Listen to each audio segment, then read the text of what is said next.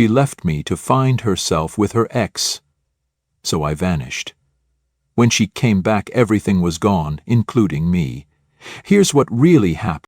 My name's Ethan. I'm 30, and up until a few months ago, I thought I was about to marry the love of my life. Rachel. We'd been together 4 years, and for most of that time I genuinely believed we were solid. But now I'm sitting here asking myself how I missed all the signs. Rachel and I met through a friend of mine at a 4th of July barbecue in Austin, Texas.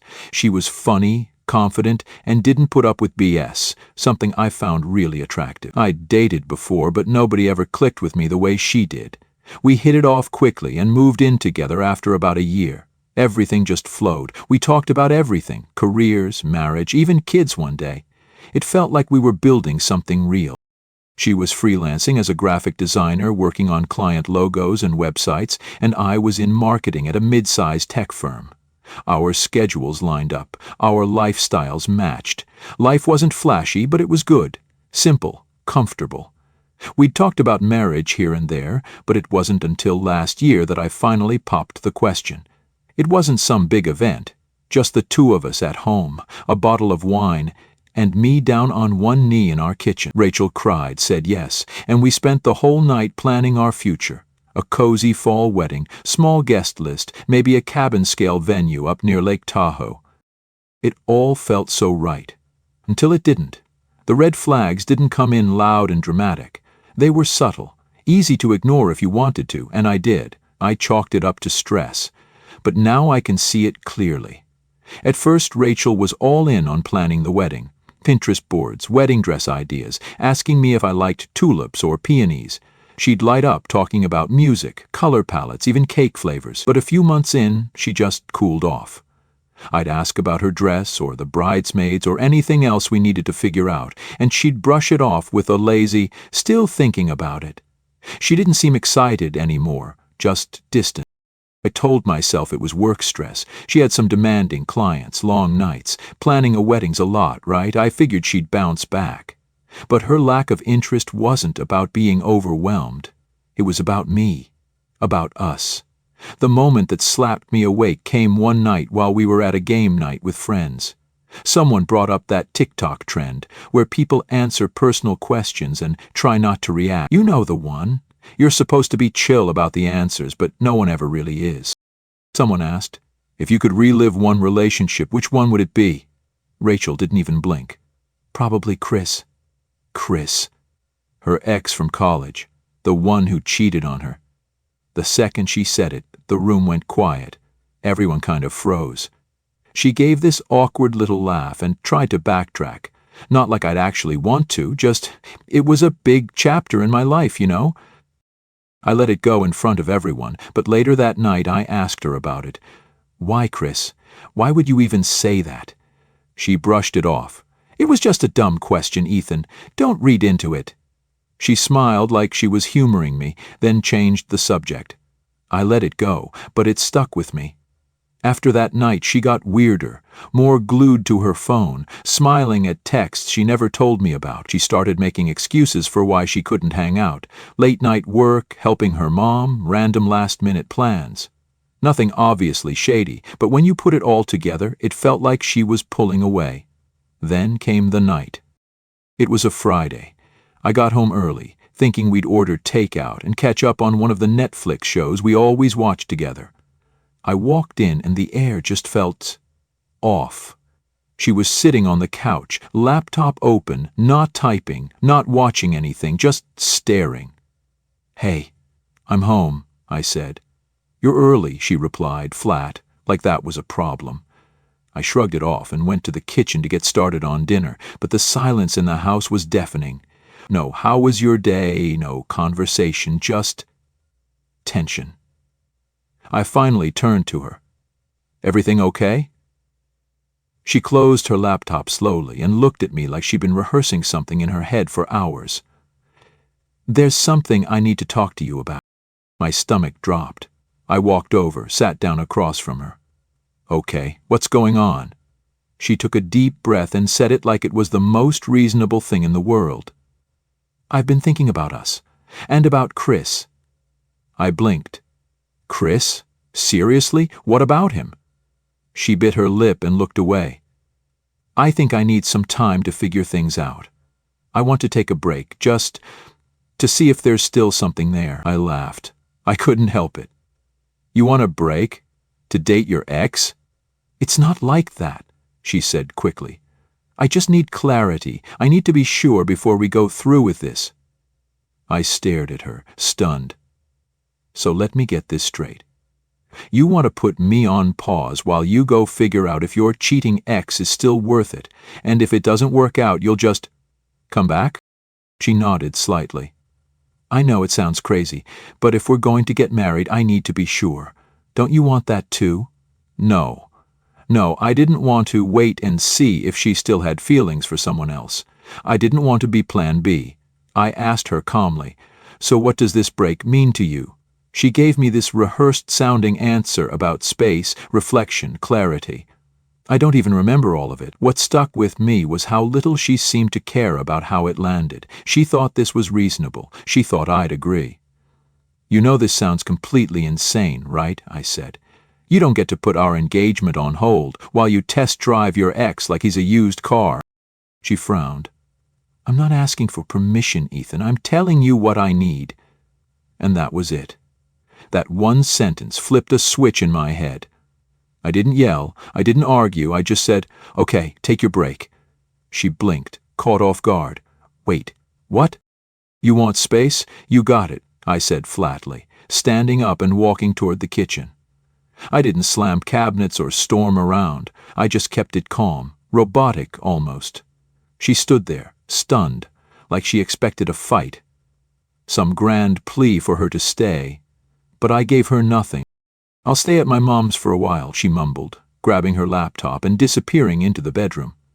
I sat on the couch, staring at the blank TV screen while I listened to her rustling around, packing a bag.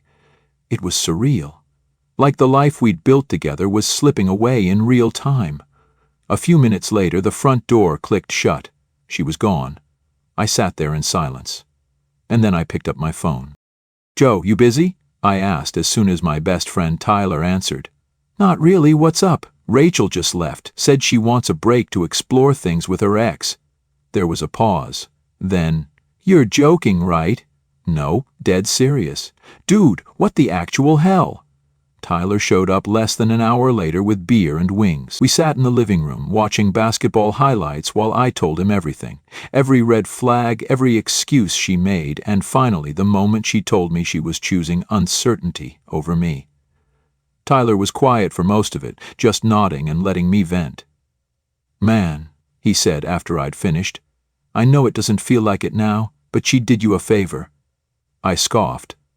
How do you figure? Because she showed you exactly who she is before you put a ring on her finger and shared a mortgage. Better now than later. He wasn't wrong. But the truth didn't make it hurt less. That night I barely slept. I kept replaying everything over and over. How she looked when she said she needed to figure things out. How calm she was. How sure. She didn't even cry. It was like she'd already emotionally checked out weeks ago and was just waiting for the right moment to walk away. The next morning, I woke up to a text from her. Can we talk later? I stared at the message, then put my phone down and made coffee. I wasn't in the mood to deal with whatever performance she had planned, not before caffeine. But I knew she'd be back. People like Rachel always come back, not because they regret it, but because they hate not having control. Sure enough, around 4 p.m., she showed up at my door. Hair styled, makeup done like she hadn't been crying at all. She looked put together, intentional. I opened the door, stepped aside without saying a word, and let her walk in. She sat on the couch like she still belonged there. Thanks for letting me come by, she said softly. I stayed standing. What do you want, Rachel? She folded her hands in her lap, her voice calm but rehearsed. I've been thinking a lot. About everything. And I think I've figured out a way for us to move forward. I raised an eyebrow. Oh yeah? Yes. I think we should just pause the wedding for now, not cancel anything, just put it on hold while I take the time I need to sort through my feelings. That way, we don't lose what we've built. and we can revisit everything once I'm sure about what I want." I stared at her. She was serious. She really thought this was some kind of compromise. "That's your big plan?" I asked. "It makes sense," she said. "We've invested so much time, energy, and money into this. It'd be a waste to throw it away over something that might not even matter in a few weeks." That line, something that might not even matter, echoed in my head like a bad song on repeat. She was talking about our relationship like it was a gym membership she wasn't sure she'd keep. "You're okay with this, right?" she asked. I didn't answer right away. I just kept my expression flat and unreadable. "Sure," I said eventually, my tone so even it caught her off guard. "Wait, seriously?" Yeah, if that's what you need." She blinked. I could tell she didn't believe how calm I was. She expected a meltdown. She wanted drama, or at least some sign that I was still emotionally invested. "I just don't want you to think this means I don't care," she added quickly. I need space. But it's not forever." "Got it," I said. She stood, smoothing her jeans like she was giving herself a confidence boost. "I'll be at my mom's. We'll talk again soon, okay?" "Sure," I said. She looked at me for a moment longer, as if searching for something. Maybe regret, maybe hope. But I didn't give her anything. Finally, she grabbed her bag and left. As soon as the door closed, I exhaled. Then I got to work. The first thing I did was cancel every wedding booking we'd made. The venue in Tahoe, the caterer, the DJ. Some deposits were non-refundable. I didn't care. I was done. I wasn't keeping anything open for someone who was shopping around for better options. Next was the house. Rachel had always called it our home, but what she never seemed to understand was that it wasn't. My name was the only one on the deed. I'd bought it before I even met her. She helped decorate, sure, picked out the curtains, nagged me into buying a nicer couch, but when it came down to it, everything about that place was mine. So, I called Tyler again. "You still got that real estate agent friend?" "Yeah, I'm selling." Within days, I was meeting with the agent, running comps, filling out paperwork. I told her I wanted to move fast. I didn't care about squeezing every dollar. I just wanted a clean slate. As for Rachel's stuff, she'd left a lot behind. Clothes, books, her yoga mat, and those cringy little signs that said things like, "Live, laugh, love." I boxed it all up, drove it over to her mom's place, and left it on the porch with a sticky note. "Here's your stuff. Good luck with Chris." Was it petty? Probably. Did I care? Not even a little. A week later, just as I expected, my phone buzzed again. "Can we talk? I think we need to clear the air." I laughed out loud. She must have realized things with Chris weren't going the way she'd imagined. So I texted back. "Sure, tomorrow, same time." I wanted to see what she'd say. What version of the truth she'd try to sell me this time. But she didn't know I wasn't the same guy she walked out on. That version of me was long gone. The next day she showed up. Same polished look, same overly composed attitude. She stepped inside and immediately froze. Her eyes darted around the living room, now stripped bare. No photos on the walls, no knickknacks on the shelves, no throw pillows, just moving boxes, half packed and stacked near the door. "What's going on here?" she asked, her voice catching. "I'm selling the house," I said casually, pouring myself a glass of water like I wasn't dropping a bomb. "You're what? Selling our house?" "It's not our house, Rachel," I replied, keeping my tone even. "It's mine. You left, remember? I don't need this much space anymore." She stared at me like I'd slapped her.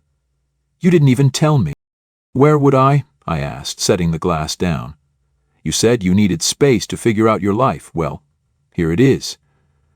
Her mouth opened and closed a few times, searching for the right comeback. Finally, she managed, "Wait, so you've been planning this? You're just moving on?" I nodded. "Exactly." "What did you expect, Rachel, that I'd just sit around, waiting for you to come back after you test drove your ex?" "That's not what I meant," she said, her voice rising. "I needed time to think. I didn't think I'd what? Take you seriously?" I cut her off. "You were ready to throw away 4 years for a guy who already cheated on you once, and you expected me to wait? To pause my life while you figured it out?" Her voice cracked. It wasn't like that. I thought you understood." "No," I said. "You thought you could keep me in your back pocket, a safety net. You thought you could go run around with Chris, and if that didn't work out, you'd come waltzing back in here like nothing happened. But that's not how this works. Not anymore." She stepped closer, desperation creeping into her eyes. "Ethan, please. I made a mistake. Chris isn't who I thought he was. He hasn't changed. I see that now." I shook my head. "Too late." Her voice dropped to a whisper. "We can still fix this. We can still get married. I still love you." I stepped back, crossing my arms. "You don't love me. You love what I gave you. Stability, comfort, a backup plan. But love doesn't look like what you did." She reached for my arm, but I pulled away. "No. You chose doubt, you chose him. Now I'm choosing me." Her face crumpled as the tears finally came. "Please, Ethan, I'll do anything. Just don't throw this away." "You already did," I said softly. "When you walked out that door, you made your choice." And just like that, she was gone again. Only this time, it felt final. I sold the house, moved into a downtown apartment closer to work, and did everything I could to erase the version of my life that had her in it. It wasn't bitterness. It was survival. I wasn't going to carry around the pieces of someone else's indecision. For a while, I thought that was it. Clean break, new start. But of course, Rachel wasn't done. The first sign came in the form of a phone call from my mom. I hadn't even told her about the breakup yet. I was still figuring out how to explain it without sounding like I'd been played. But Rachel apparently had already gotten ahead of the story. "Ethan," my mom said the second I answered. "Why is Aunt Diane calling me and saying the wedding's off?" I froze. "Wait, what?" "She said Rachel's mom told her that Rachel is heartbroken and you're being cold and unreasonable." I almost dropped the phone. "Heartbroken? Me? Cold?" "That's what's going around." I took a breath, trying to keep my voice steady. "Mom, Rachel left me. She said she wanted to take a break to figure things out with her ex." There was a pause. "She what?" "She walked out. Said she wasn't sure if I was the one and needed to see if Chris still had a place in her heart." "Oh my God," my mom whispered. "Ethan, why didn't you tell us?" "Because I didn't want to deal with this, but now she's out there spinning the story like I blindsided her." Mom sighed. "Well, you need to say something. People are talking." It would have been easy to just let it go, let the rumors swirl and stay above it all, but then I got a call from my boss. "Hey, Ethan, everything okay?" he asked. "I heard from someone at a networking mixer, something about your engagement being off." My jaw tightened. "Yeah, it's a long story." "I don't need the details," he said quickly. "Just wanted to make sure it's not going to bleed into work. You're solid here. We want to keep it that way." I thanked him, hung up, and just sat there staring at the ceiling. She wasn't just telling friends or family. She was turning our breakup into a sob story with my name as the villain. I didn't understand how someone could walk away from a relationship and still feel entitled to control the narrative. That night I typed out a message to both our families, short, to the point. "Hey everyone, I just wanted to clear something up. Rachel and I are no longer engaged. It was a mutual decision after some difficult conversations. I'd appreciate it if we could all respect each other's privacy and avoid spreading blame. Thanks." Then I blocked her. Phone, social media, email, everything. She didn't deserve access to my life anymore. At first, my mom wasn't thrilled. She thought the message was a little blunt. A couple of relatives sent me the classic "we're praying for you" texts, like I'd just made the biggest mistake of my life. But I didn't care. I knew the truth. And more importantly, I wasn't letting her control the story anymore. Rachel didn't just walk out on me. She walked out and then tried to rewrite history. And when she realized I wasn't waiting for her, she tried to make it look like I was the one who bailed. Blocking her wasn't about being petty. It was about peace, and peace was something I hadn't felt in a long, long time. Taking control of the story was the first step. But what came next surprised even me. I started getting messages from people I hadn't talked to in years, old friends, mutual acquaintances, even a couple of Rachel's cousins. Most of them were neutral, checking in, offering vague "hope you're doing okay" sentiments, but a few were clearly fishing for gossip, and I shut that down fast. If someone said Rachel was just heartbroken and confused, I gave them the same answer every time. She left to explore things with her ex. That was her decision. I made mine. Simple, clean, unshakable. And as much as people love drama, they love confidence more. The whispers started to fade.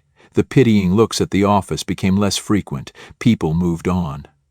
Because I had. A few weeks after I blocked her, I got a DM from Sarah, one of our mutual friends. "Hey, just wanted to give you a heads up," she wrote. "Rachel's been posting vague stuff, kinda obvious it's about you." I didn't even have to look. I knew exactly what kind of post she meant. Moody quotes, dramatic song lyrics, captions like, "Some people never see your worth until you're gone." Classic. Sarah sent me a screenshot anyway, and there it was. Rachel's Instagram story with a black and white filter over a photo of a candle and the words, "Some people will throw away diamonds while chasing stones." Subtle, right? I almost laughed. The irony was rich. She thought she was the diamond. The one with value. The one discarded. But the truth? She'd picked up a rock from her past, dusted it off, and realized too late that it hadn't changed. Meanwhile, I wasn't looking back. I was too busy building a life that didn't include someone who only valued me when she thought she might lose me. I didn't respond, didn't post anything back. I didn't need to. Silence was my answer, and honestly it drove her more crazy than any reply ever could, because it wasn't just about ignoring her. It was about showing her I didn't care anymore. That she could scream into the void all she wanted, she wasn't getting a reaction from me. A few months went by, and the air around me felt different, lighter. I was eating better, hitting the gym more, even sleeping better. I started reconnecting with people I'd drifted from while I was deep in wedding planning mode.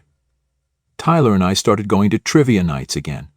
I took a solo weekend trip up to Colorado just because I could. For the first time in years, my life was mine, and the more I leaned into that freedom, the more I realized how much of myself I'd been compromising in the relationship. It wasn't just about Rachel choosing Chris. It was about me constantly choosing to overlook red flags, silence my own doubts, and make space for someone who wouldn't have done the same for me. There were so many little things I used to shrug off. Her passive-aggressive comments when I worked late, how she hated when I hung out with my sister too much, how she always had to win arguments, even the petty ones. I had told myself that all couples had their flaws, that compromise was part of the deal. But what I was doing wasn't compromise, it was self-erasure. And I didn't realize how deep it ran until I was out of it. I think a lot of people stay in relationships like that because they confuse comfort with connection. They mistake routine for love. But real love doesn't feel like walking on eggshells or hoping the person you're with chooses you every day. Real love is steady. It's secure. It doesn't dangle your worth over your head like a prize to be won back. Sometime later, Tyler and I were at a bar downtown, catching up after a rough week. He clinked his glass to mine and said, "Man, you really dodged a bullet." I laughed. "You've said that like 10 times, and I'll say it 10 more. Imagine if she pulled that stunt after you got married, or worse, after kids." He was right. That thought used to haunt me, but now it felt more like a relief. I didn't dodge a bullet. I outgrew the person holding the gun. Tyler leaned back in his seat and added, "You know what's crazy? She probably still thinks she's the one who got hurt." I nodded. She might always think that. "So what would you say if she showed up tomorrow, begging for another shot?" I smiled, and didn't hesitate. "I'd say she's not the person I'm waiting for anymore, and I'm definitely not the same guy she left." That was the thing. I wasn't trying to get even. I wasn't bitter. I just genuinely didn't want her back. Closure wasn't some big confrontation or dramatic final scene. It was a quiet moment one night, when I caught myself smiling while brushing my teeth, realizing I hadn't thought about her all day. That was freedom. Look, breakups suck. Even when you know it's for the best, there's still grief. You mourn the future you thought you were going to have, the plans you made, the places you imagined growing old together. But what I've learned, What I want anyone listening to this to take away is that love shouldn't feel conditional. You shouldn't have to prove your worth to someone who already promised to love you. You don't ask your fiancé for a trial run with someone else. And if they do, let them go. Don't argue, don't beg, don't chase, just step back and watch how fast their fantasy collapses. Because it always does. I didn't lose anything when Rachel walked out. I gained clarity. I gained strength. I gained myself. And sometimes that's the only closure you really need. So yeah, my fiancé asked for a break to see if her ex was the one. And when she came back, what she found was a man who had already moved on, who had already chosen peace, and who wasn't interested in being anybody's second choice.